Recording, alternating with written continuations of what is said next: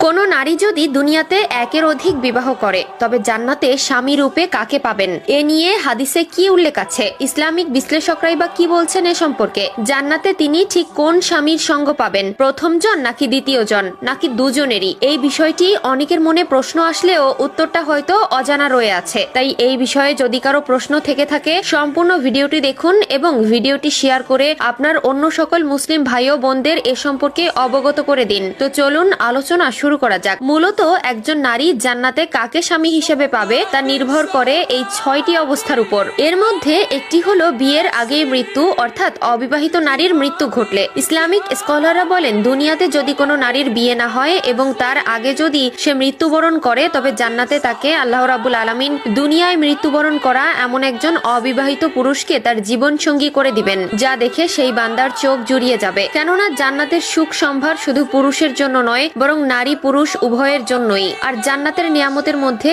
একটি নিয়ামত হলো বিবাহ, আরেকটি অবস্থা হচ্ছে বিবাহ বিচ্ছেদের পরে পুনরায় বিবাহের আগে নারীর মৃত্যু। ইসলামিক স্কলাররা বলেন যদি কোনো জান্নাতি নারী এমন পরিস্থিতিতে পড়ে তবে সে ঠিক আগের বারের মতোই আল্লাহ তাআলা তাকে একটি জীবন সঙ্গী দান করবে। অপর আরেকটি অবস্থা হলো নারী জান্নাতি এবং স্বামী জাহান্নামী। তখন সেই স্ত্রী জান্নাতে প্রবেশের পর অনেক পুরুষ দেখতে পাবেন যারা বিয়ে করেননি কিংবা বিয়ে করেছেন কিন্তু তাদের স্ত্রী জাহান্নামী। তখন সে নারী তার পছন্দ মতো স্বামী হিসাবে একজনকে বেছে নিতে পারবেন। আরেকটি অবস্থা হলো নারী জান্নাতি এবং তার স্বামীও জান্নাতি। যে নারী বিবাহের পর প্রাণ ত্যাগ করেছে এবং তার স্বামীও যদি জান্নাতি হয় সে তাকে তার নিজের স্বামীকেই সঙ্গী হিসাবে পাবেন। কেননা পবিত্র কোরআনে আল্লাহ তাআলা বলেছেন জান্নাতে সানন্দে প্রবেশ করো তোমরা এবং তোমার স্বামী কিংবা স্ত্রীরা। হাদিসে এসেছে হুযায়ফা রাদিয়াল্লাহু তাআলা আনহু তার স্ত্রীর উদ্দেশ্যে বলেন যদি তোমাকে এই বিষয়টি আনন্দ করে যে তুমি জান্নাতে আমার স্ত্রী হিসেবে থাকবে তাহলে আমার পর আর কাউকে বিয়ে করো না, কেননা জান্নাতে স্ত্রী তার সর্বশেষ স্বামীর সঙ্গে থাকবে।